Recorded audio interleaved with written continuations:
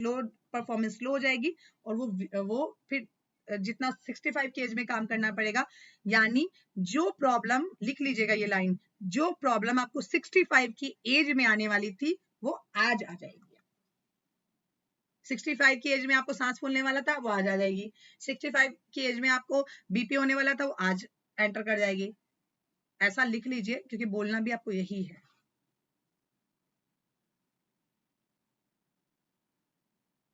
अब आगे वाली होगी बात। अब हम आते हैं, मान लीजिए नीचे है, मान लीजिए उसका एज है 35 और उसका बॉडी एज आया 18, तो क्या कहना है उस पर बात करते हैं। ये वाला पहले क्लैरिफाई हो गया, लिख लिया आप लोगों ने, ठीक है। अब हम आते हैं, मान लीजिए 35 एज है और 18 बॉडी एज आ गया, तो तब वहां पे लिखना है, सामने लिख दीजिए कि इसका मतलब सर आपके ऑर्गेन्स की जो परफॉर्मेंस है वो, ऑर्गेन्स की ग्रोथ बढ़ नहीं रही है, ऑर्गेन्स को जितना काम करना चाहिए उतना वो नहीं कर रही है, उसकी ग्रोथ रुक गई है। लिख लीजिएगा, ग्रोथ रुक गई है, ऑर्गेन्स की ग्रोथ, बॉडी की ग्रोथ रुक गई है, जिस कारण से आपको परेशानी आगे में बढ़ जाएगी सर या मैम। इसीलिए इसको ग्रोथ देने के लिए आपको एक हेल्दी न्यूट्रिशन की जरूरत है। तो जो आपको पता ही है हमारा हर्बल लाइफ न्यूट्रिशन देने में परफेक्ट है, तो इसका मतलब आपको एक हेल्दी चीज की जरूरत है जिससे आपका बॉडी जो है वो अच्छा परफॉर्म करने लगे। और इसका मतलब आपको सप्लीमेंट की जरूरत है सर, न्यूट्रिशन की जरूरत है, क्योंकि आज के खाने में अगर कुछ होता तो आप बीमार नहीं पड़ते, आपका बॉडी ये सही आता। और अगर आप बीमार पड़ रहे हैं, आप ऐसे थकावट फील कर रहे हैं, इसका मतलब आज के खाने में वो गुणवत्ता नहीं है जो होनी चाहिए, कमी है। कमी किस चीज की है, तो खाने में लिख लीजिएगा आगे, यूरिया, पेस्टिसाइड्स, केमिकल का इतना ओवरडोज है जिसकी वजह से हम रोज जहर की एक एक बूंद एक एक बूंद एक एक बूंद ले रहे हैं, और वो कभी ना कभी रिएक्ट तो करेगा ही, आज नहीं करेगा कल करेगा, परसों करेगा, एक साल बाद करेगा, ऐसा। ठीक है, अब ये वाला आ गया, हमारा बॉडी एज हो गया, डन। अब हम आते हैं आरएम पे और लास्ट बीएमआई करेंगे आज, बस बीएमआई अब सबका हो गया है। अब आते हैं आरएम। आरएम क्या बताता है हमारा, आरएम का इंग्लिश फॉर्म होता है रेस्टिंग मेटाबॉलिज्म, RESTING, रेस्टिंग लिखिए, RESTING, रेस्टिंग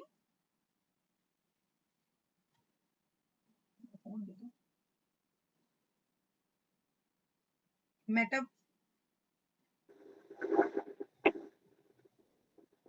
रेस्टिंग मेटाबॉलिज्म लिख लीजिए। अब इसका क्या अर्थ होता है कि रेस्टिंग मेटाबॉलिज्म का अर्थ है कितना रेस्ट, तो बचा हुआ रेस्ट मतलब वो तो बचा हुआ, ठीक है। तो उसका अर्थ होता है कि कितनी कैलोरीज हमें लेनी चाहिए ये बताता है, और कितना हम ले रहे हैं ये बताता है। इसका रिपोर्ट ये होता है कि कितना कैलोरी हमने एक दिन में हम ले रहे हैं। उसमें मान लो आ गया, हमें पुरुषों को कितना लेने चाहिए, 1200 लेना चाहिए कैलोरीज एक दिन में, तीनों टाइम मिला के 1200 कैलोरी लेना चाहिए एक दिन में, तीनों टाइम मिला के। अब उसके आगे लिख लीजिएगा, एक टाइम के खाने में हमें कितना मिलता है, 6 से 700 कैलोरीज, दाल चावल रोटी सब्जी दही सब कुछ भी, उसमें 6 से 700 कैलोरीज होती है। खाने की इकाई को, खाने की मापने की इकाई को कहते हैं कैलोरीज। हर चीज में कैलोरीज है, सिर्फ एक पानी में 0 कैलोरीज होती है, वरना हर चीज में को मापते हैं हम कैलोरीज से। 1 ग्राम, 1 ग्राम हो, 2 ग्राम हो, 1 कैलोरी हो, 4 कैलोरी हो, हर चीज का कैलोरी मापदंड है खाने की, जो भी हम खाते हैं।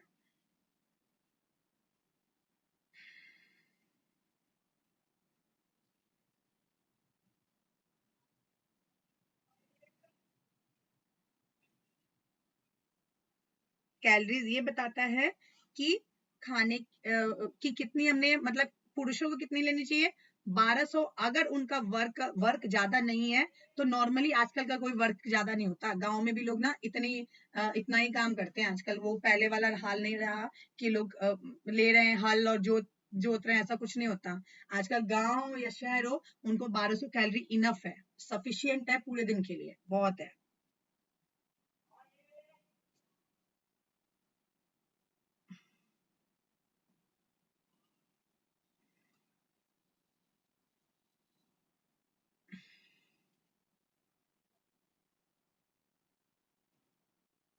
और मेल में कितने, फीमेल में कितने होने चाहिए? 1100। मेल अगर 1200 से 1500 ले ले तो भी ठीक है, कि काम वाम करते हैं तो ठीक है, 1500 ले रहे हैं, 1400 ले रहे हैं, फिर भी ठीक है। अगर 1500 से ऊपर, 1400 से ऊपर ले रहे हैं, इसका मतलब उनको उतनी कैलोरी नहीं लेनी है। जितना भी 1400, 1500 से 1200 से ऊपर आ जाएगा, उतनी कैलोरी उनको अपने खाने से हटानी है। ये दिखाता है रेस्टिंग मेटाबॉलिज्म। और फीमेल्स को 1100 से ऊपर जितना भी वो ले रही हैं, उसको वो हटाना है। मान लीजिए किसी की कैलोरीज आई कि वो 1800 ले रहा है और वो फीमेल है, 1800 ले रही है, मान लीजिए वो फीमेल है, तो हमें उनको क्या गाइड करना है कि मैम आपको तीनों टाइम में कैलोरीज लेनी है 1100, क्योंकि आपका वर्क उतना हार्ड नहीं है, तो आप 1100 लेंगे तीनों टाइम में तो बहुत है। 1100 के बाद 1800 में कितना बचा? 700 कैलोरी। 700 कैलोरीज आपको खाने से हटानी है अपने रोज, तब आप वजन घटाने में सक्सेसफुल हो जाएंगे, सफल हो जाएंगे। ये लाइन लिखनी भी और बतानी भी है। मैम कैलोरीज में क्या क्या आते हैं? हर चीज में कैलोरीज होती है, हर चीज में। जैसे रसगुल्ले में 200 से 250 कैलोरीज होती है, पानी में 0 कैलोरीज होती है, रोटी में 10 ग्राम कैलोरी होती है, मतलब ऐसे हर चीज में ना कैलोरीज होती है। हर चीज जो भी हम खाते हैं वो सब में कैलोरीज होती है। कैलोरीज का मैं बता दूंगी आप लोग को, मैं लिखूंगी इसको ना, नोट डाउन करके आप लोग भेजूंगी किसमें कितनी कैलोरीज होती है, वो बहुत अच्छा रहेगा आप लोग के लिए। मैंने बनाया हुआ हेल्थ टॉप, उसमें है किसमें कितनी कैलोरीज।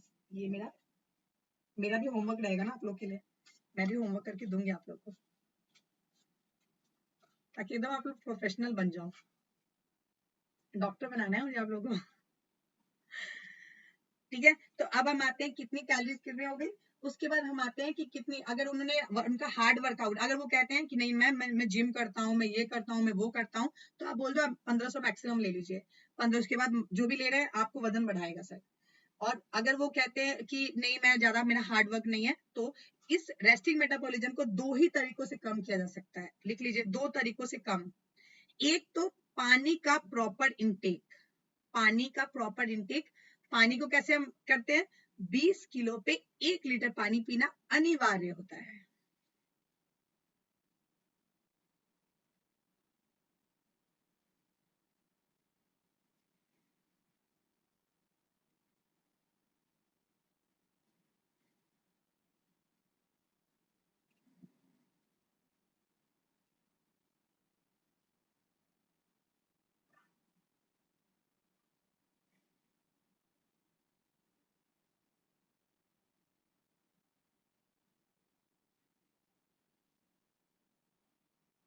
ठीक है, 20 किलो पे 1 लीटर पानी पीना अनिवार्य। वहीं पे उनको तुरंत गाइड कर दीजिए, ये तो आप उस समय बीएमआई रिपोर्ट एक्सप्लेन करते ही गाइड करिए कि सर 20 किलो पे 1 लीटर पानी पीना अनिवार्य होता है।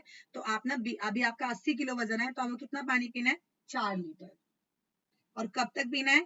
फिर लिखिए वहां पे, शाम को 7 बजे तक। लिख लीजिए, शाम को 7 बजे तक, 6-7 बजे तक पानी का डोज हमारा कंप्लीट हो जाना चाहिए। क्यों हो जाना चाहिए मैं बताती हूँ, पहले लिख लीजिए फिर बताती हूँ।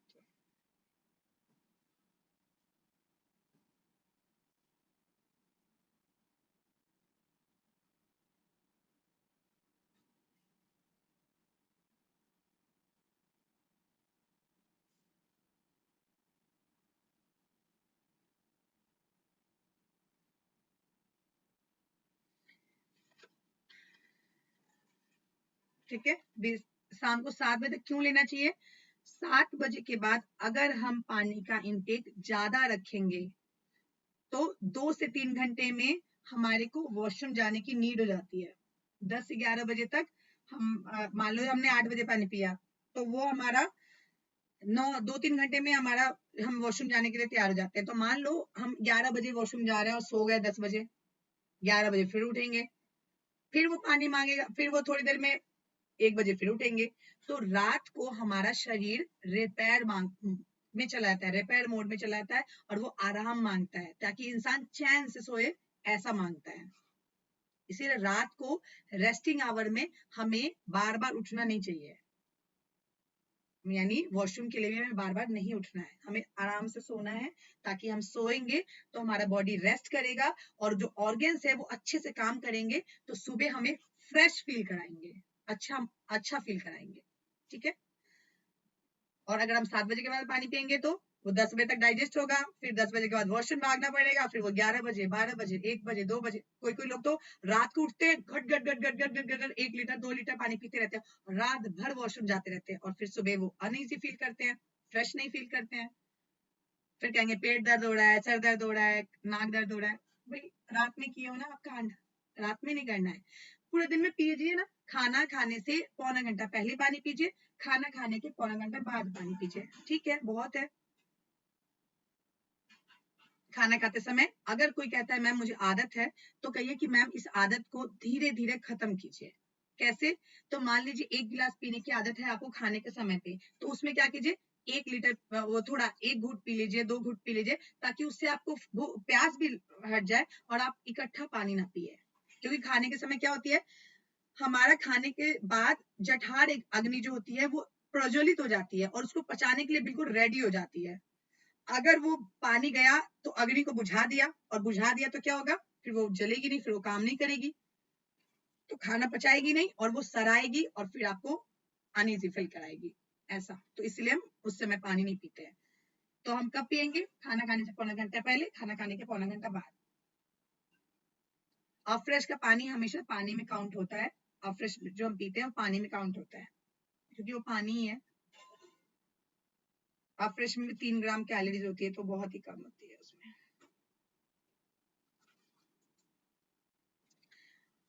ठीक है, अब दूसरा तरीका क्या है इसको मेटाबॉलिज्म को सही करने का, जो आपको उसी समय गाइड कर देना है अगर आप कर सको तो।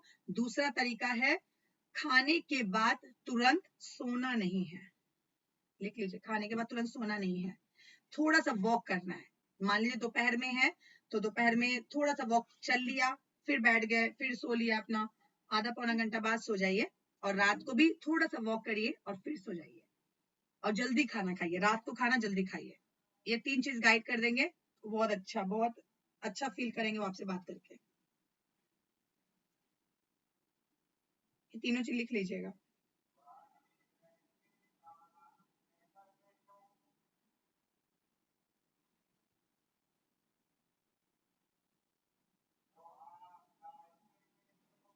अब लास्ट हमारा बीएमआई है, उसको एक सेंटेंस में खत्म करेंगे और फिर बस बहुत हो गया ना आज के लिए।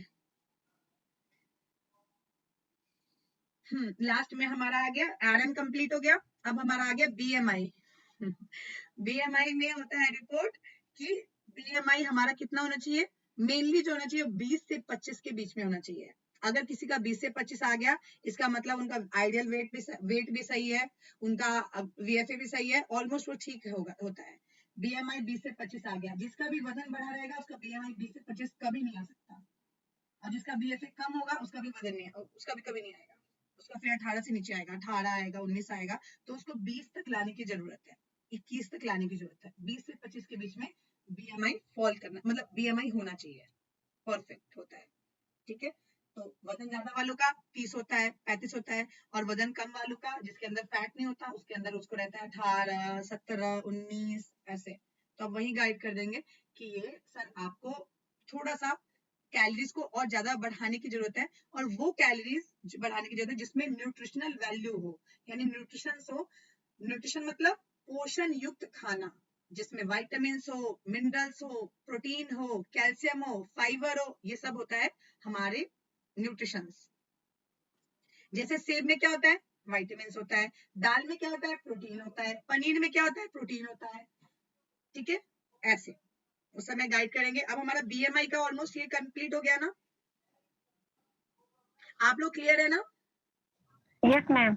ठीक है, अब आगे वाले क्वेश्चंस बाद में करेंगे, 1 से 2 दिन बाद लेंगे, जब मोनिका मैम क्वेश्चन पूछेंगे जो कॉमन क्वेश्चन होते हैं लोगों के। क्या क्या क्वेश्चन होते हैं, वजन दोबारा से तो नहीं बढ़ जाएगा, तो उसके आंसर दूंगी मैं।